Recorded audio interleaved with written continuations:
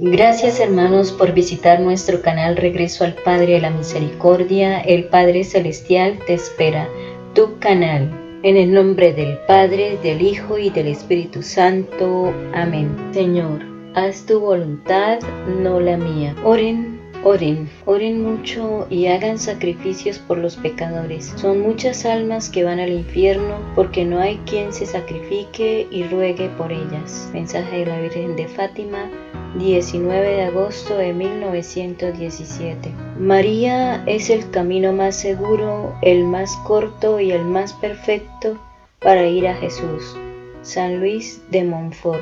Oración inicial. Mamá Santa, tú que eres la reina del reino de la divina voluntad, admíteme a vivir en él como hijo tuyo y haz que este reino no esté ya más desierto de ahora en adelante, sino muy poblado de hijos tuyos.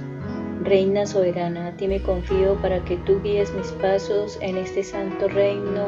Amén. Recuerda, el Evangelio consiste en conocer a Cristo a través de la reflexión de la palabra, hacer la palabra parte de todo mi ser, entregarle mi voluntad para que Él se haga vida en mí y seamos uno solo. Versículo del Evangelio. Jesús les dijo: soy yo, no tengan miedo. Lectura del Santo Evangelio según San Juan, capítulo 6, versículos del 16 al 21. Al atardecer del día de la multiplicación de los panes, los discípulos de Jesús bajaron al lago, se embarcaron y empezaron a atravesar hacia Cafarnaúm. Ya había caído la noche y Jesús todavía no los había alcanzado. Soplaba un viento fuerte y las aguas del lago se iban encrespando. Cuando habían avanzado unos 5 o 6 kilómetros, vieron a Jesús caminando sobre las aguas, acercándose a la barca y se asustaron. Pero Él les dijo: soy yo, no tengan miedo. Ellos quisieron recogerlo a bordo y rápidamente la barca tocó tierra en el lugar a donde se dirigían. Palabra del Señor. Gloria a ti, Señor Jesús. Espacio para meditar. En el Evangelio de hoy nos habla del episodio de la barca en el mar agitado. Jesús se encuentra en la montaña, los discípulos en el mar y el pueblo en tierra. En la manera de describir los hechos, Juan trata de ayudar a las comunidades a descubrir el misterio que envuelve a la persona de Jesús. Lo hace evocando los textos del Antiguo Testamento que aluden al Éxodo. En la época en que Juan escribe, el barquito de las comunidades se enfrentaba a un viento contrario tanto de parte de algunos judíos convertidos que querían reducir el misterio de Jesús a profecías y figuras del Antiguo Testamento, como de parte de algunos paganos convertidos que pensaban que fuera posible una alianza entre Jesús y el imperio.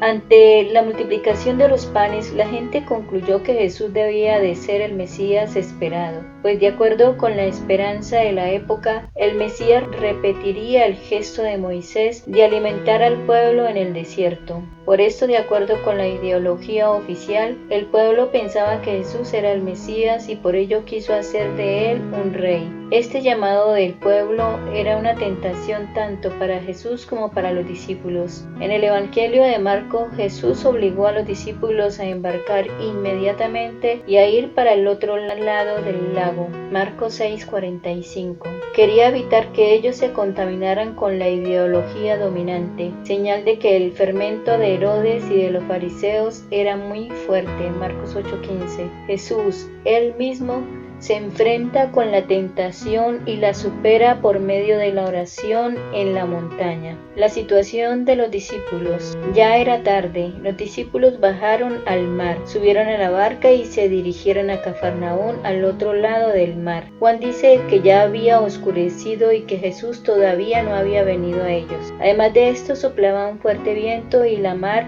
había empezado a encresparse. Por un lado, evoca el Éxodo, atravesar el mar en medio de las dificultades. Por otro, evoca la situación de las comunidades en el Imperio Romano. Al igual que los discípulos, vivían en medio de la noche, con el viento contrario y el mar agitado, y Jesús parecía ausente.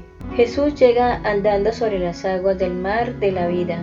Los discípulos tuvieron miedo. Como en el relato de los discípulos de Emaús, ellos no le reconocen. Jesús se acerca y dice: soy yo, no temáis. Aquí de nuevo, quien conoce la historia del Antiguo Testamento recuerda algunos hechos muy importantes. Recuerda cómo el pueblo protegido por Dios atravesó sin miedo al Mar Rojo. Recuerda cómo Dios, al llamar a Moisés, declaró su nombre diciendo: yo soy. Éxodo 3:15. Y recuerda también el libro de Isaías, que presenta el retorno del exilio como un nuevo éxodo, donde Dios aparece repitiendo numerosas veces: yo soy. Isaías 42:8. Para el pueblo de la Biblia, el mar era el símbolo del abismo, del caos, del mal. Apocalipsis 13:1. En el Éxodo, el pueblo hace la travesía para la libertad, enfrentando y venciendo el mar.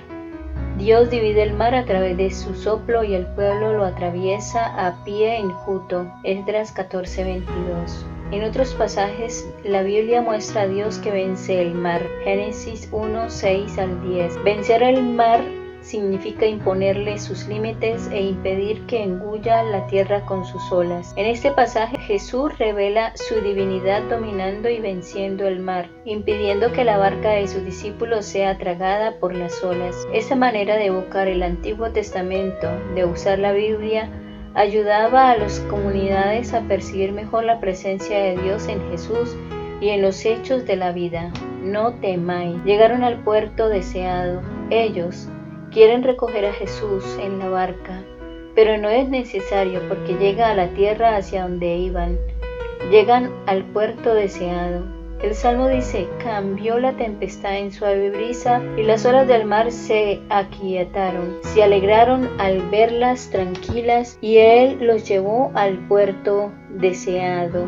Salmo 107 del 29 al 30. Confronta tu vida.